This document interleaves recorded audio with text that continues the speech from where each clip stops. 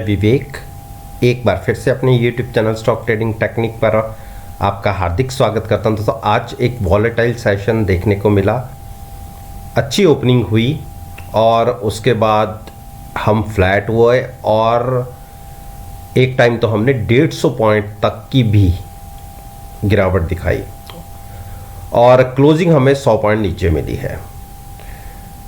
आज मैं video post करने में बहुत लेट हो गया हूँ, इनफैक्ट बनाने में भी बहुत लेट हो गया हूँ। रात को तकरीबन 10:30 के आसपास मैं वीडियो बना रहा हूँ और जो इस टाइम निफ्टी SGX निफ्टी वो 17,986 पर ट्रेड कर रही है, आप ये देख सकते हैं। यानी जहाँ हम क्लोज हुए वहाँ से नीचे। और कल की वीडियो में मैंने ये कहा था, अगर आप मेरी वीडियोस को देखेंगे तो मैंने ये कहा था कि मुझे निफ्टी के अंदर कोई बहुत बड़ी गिरावट नहीं लगती, लेकिन हाँ बैंक निफ्टी मुझे तेज नहीं लग रही। तो एक सपोर्ट लेवल मैंने बोला था 18,030-35 का।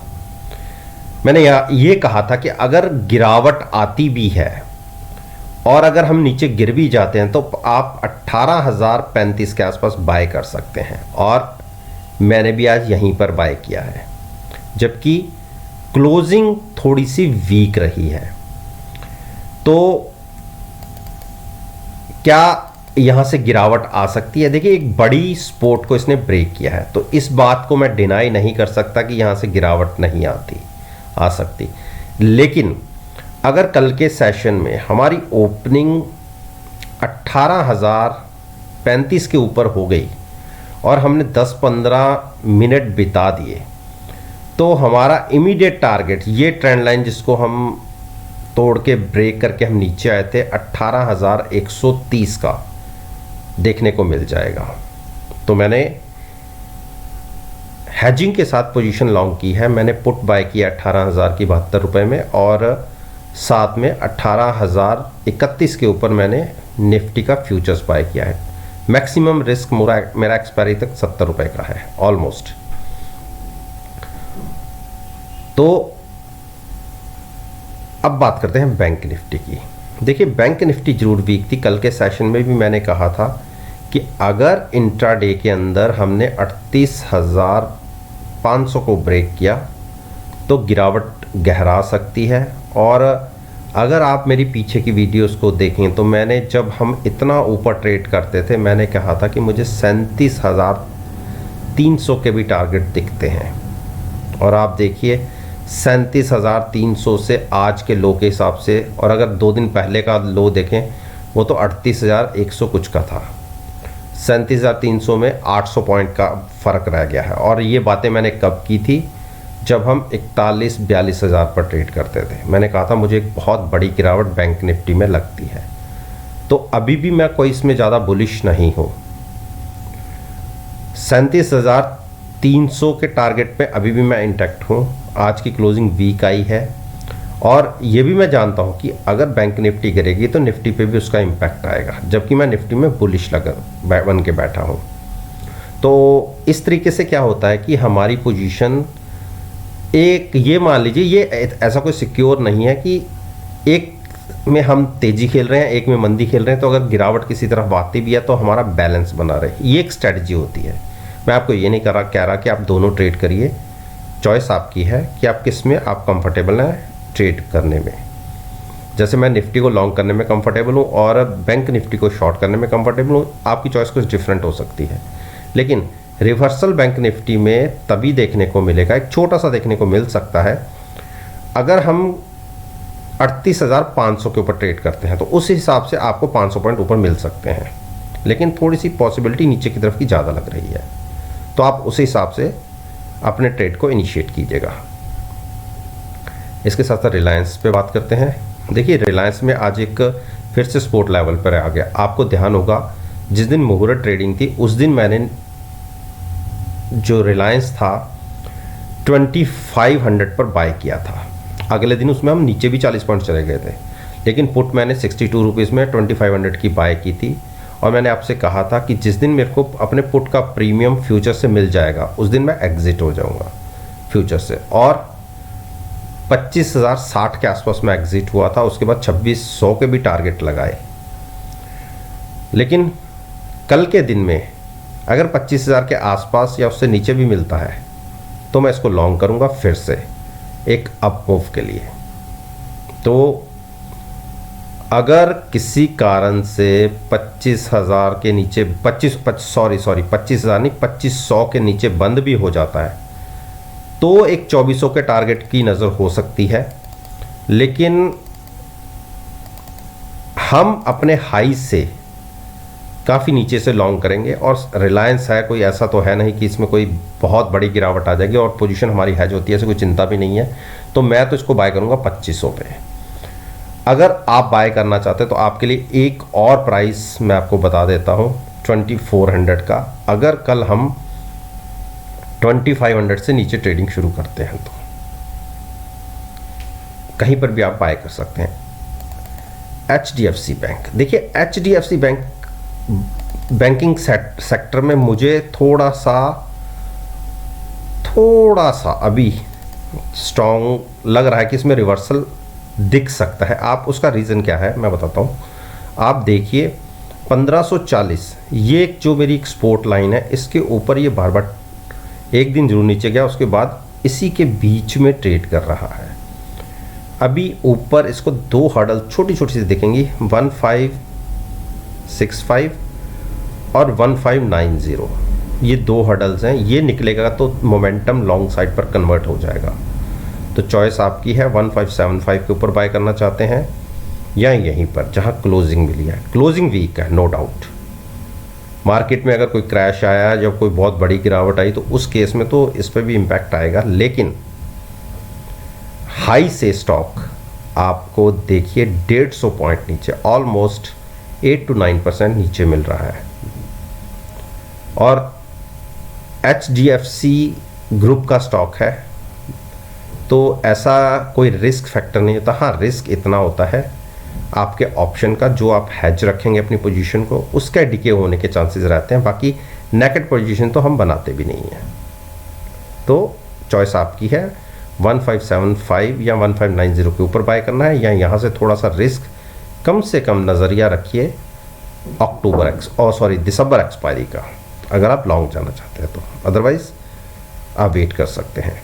इंडस बैंक को तो मैंने ट्रेड करने से मना किया हुआ है, क्योंकि जब तक इसमें क्लैरिटी नहीं आती, मैनेजमेंट की क्लैरिटी नहीं आती, तब तक इसको ट्रेड मत कीजिए, इससे साइडवेज रहिए। HDFC ने आज फिर दूसरे दिन गिरावट दिखाई है। देखिए वीकनेस दिखेगी अगर क्लोजिंग बेसिस पे हम 2950 के नीचे क्लोज होते हैं। उस केस में 2915 और 2900 के टारगेट के लिए आप ट्रेड ले सकते हैं शॉर्ट साइड पर भी। लेकिन क्योंकि आप रिटेल इन्वेस्टर्स हैं तो शॉर्ट साइड पर ट्रेड मत लीजिएगा। हाँ, गिरावट में स्टॉक 2900 या 2850, चॉइस आपकी है किस प्राइस पर आपने बाय करना है, वहाँ पर आप फ्यूचर्स को बाय कीजिए और साथ में at the money put buy कीजिएगा पोजीशन को हैज करने के लिए। कोटक महिंद्रा बैंक में गिरावट आई, अभी इसमें वीकनेस के साइन नहीं थे, लेकिन कल तक के अगर कैंडल फॉर्मेशन देखें तो एक स्ट्रॉन्ग कैंडल बन रही थी। आज भी हम इतने वीक नहीं है, हमने सपोर्ट दोनों संभाल ली है। मेरे हिसाब से मैं आपको एक प्राइस बता देता हूं, अगर आप कंफर्म हो के लॉन्ग साइड पर रहना चाहते हैं तो 2130 के ऊपर बाय कीजिएगा, या जो एक बहुत बड़ी सपोर्ट है 50 डेज मूविंग एवरेज 2000 के प्राइस 2010 के प्राइस को पकड़ लीजिए, जहाँ वहाँ बाय कीजिए। ICICI बैंक ने देखिए आज एक फिर से गिरावट, आज के दिन में इसने पूरा अपना गैप फिल कर दिया। मैं आपको देखिए जब यहाँ पे ट्रेड करते थे मैंने आपको क्या कहा था कि ये गैप जब तक फिल नहीं होगा तब तक मैं ये नहीं मानता कि कोई बहुत बड़ी मूव आएगी। और आप देखिए 2 दिन पहले केवल ₹2.5 से ये स्टॉक चूक गया था अपने इस गैप को फिल करने में, लेकिन आज के दिन में इसने वही गैप फिल किया और वहीं पे क्लोजिंग आई है। अब ये स्टॉक संभल सकता है 750 के आसपास। 750 का एक प्राइस अच्छा प्राइस रहेगा लॉन्ग साइड पर जाने के लिए, तो आप वहाँ पर बाय कीजिए। या अगर 780 क्रॉस होता है तो 2 प्राइसेस बता दिए लॉन्ग जाने के लिए। एक्सिस बैंक, देखिए एक्सिस बैंक में जैसे अगर मेरी वीडियोस को आप देख रहे होंगे, जिस दिन ये एक बड़ी गिरावट आई थी यहाँ तक और उसके बाद स्टॉक ने थोड़ा सा वापसी रिबाउंड किया था, अगले दिन जो एक मूव ऊपर आई थी तो मैंने यहाँ पर बाय किया था 752 पर और साथ में पुट बाय की थी 24 रुपये में 50 की पुट। एक चीज़ तो अच्छी है कि जो पुट हमने बाय की कम से कम उसका प्रीमियम तो अभी बचा हुआ है। आप देखिए 727 के आसपास का प्राइस है, तो अगर केवल प्रीमियम को हम छोड़ दें तो 23 रुपये का प्राइस तो वैसे ही बनता है, तो 25 साढ़े 25 का प्राइस तो है। लेकिन ये तो है कि आपकी जो हैजिंग के लिए आपने पुट बाय की थी उसका प्राइस, लेकिन क्योंकि फ्यूचर्स में उतना नुकसान तो हो गया, क्योंकि M2M तो हमें रोज पे करना पड़ता है, तो लॉस तो है नो डाउट। लेकिन अगर 2-3 दिन प्राइस कम से कम ठहरे तो सही, अगर ठहरेगा कंसोलिडेट होगा तो हम एक बार अपनी पुट को नीचे शिफ्ट करेंगे। और उसका रीज़न क्या है कि अब एक्सपायरी ज़्यादा दूर नहीं है और एट द मनी जो ऑप्शंस हैं उनके प्रीमियम भी काफ़ी डिके हो जाते हैं, तो उसमें कोई तकलीफ़ हमें होगी नहीं। और मुझे लगता है कि जो एक्सपायरी है और या उसके 1-2 दिन पहले एक अच्छी मूव इस स्टॉक में दिखनी चाहिए, तभी वेट ट्रक करेंगे। नेक्स्ट वीक में सोचेंगे, क्योंकि ये छोटा वीक है और केवल अब अगले हमारे पास 2 दिन है ट्रेडिंग सेशंस के। SBI देखिए, SBI में मैंने, आप सभी को पता होगा कि मेरे पास शॉर्ट पोजीशन पहले से ही चली आ रही है और आज की डेट में अगर मैं कहूँ तो मैं प्रॉफिट में हूँ। उसका रीज़न क्या है, मैंने कल कहा था आपसे कि अगर मुझे फ्लैट या जैसे कल की क्लोजिंग थी 507 के आसपास की और मैंने कहा था हम आज की क्लोजिंग या उसके नीचे ओपन हुए कम से कम 2 रुपये और हम कंटिन्यूस वहाँ बने रहे तो मैं एक शॉर्ट पोजीशन लूँगा। और आप देखिए मैंने 506 के प्राइस पर शॉर्ट पोजीशन ली थी और आज मैंने उसमें 10 रुपये बनाए और एग्जिट कर गया। तो अब यहाँ से क्या हो सकता है, देखिए मेरा ये मानना है कि ये जो 485 का प्राइस है ये स्क्रीन पर दिख सकता है। एक बार अपनी शॉर्ट पोजीशन जिसने ली है, चॉइस आपकी, आज भी प्रॉफिट में है। 495 की क्लोजिंग आई है, 485 नहीं तो 87, 88 या 90 के आसपास एक बार शॉर्ट पोजीशन से एग्जिट हो जाइएगा और फिर वेट एंड वॉच की स्ट्रैटेजी रखिए।